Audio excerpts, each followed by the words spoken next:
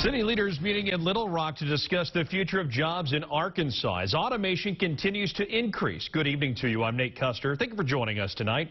According to a study from Oxford University, more than 45% of jobs could be automated by the year 2050. KNWA's Lance Lloyd went to Springdale to see how the city's already starting to see the impact of automation on its community sports fields. For years, lines on fields here at the Tyson Sports Complex in Springdale were painted by hand, but now that'll be a thing of the past as they're getting a robot that will completely automate the process, and many say this is the way of the future. When I first saw this thing, I thought it was the coolest thing I've ever seen. Springdale is cutting nearly $75,000 over 6 years in labor and paint costs by putting this robot called the Turf Tank to work. We'll just allow that staff to continue to do or increase what they're doing because they're not having to stop and go do this.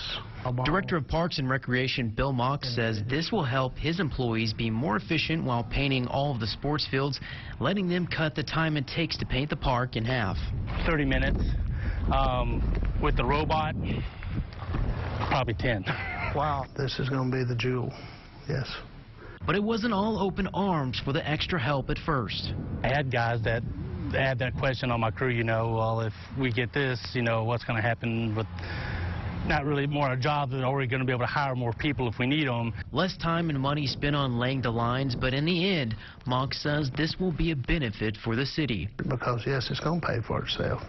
And then some.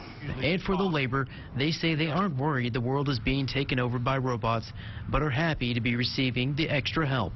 On our end, this not replacing anybody. It's not going to take anybody's place. It's just we're using it as more of to let our guys be more efficient with the work they're already doing. In Springdale, Lance Lloyd, KNWA Northwest Arkansas News.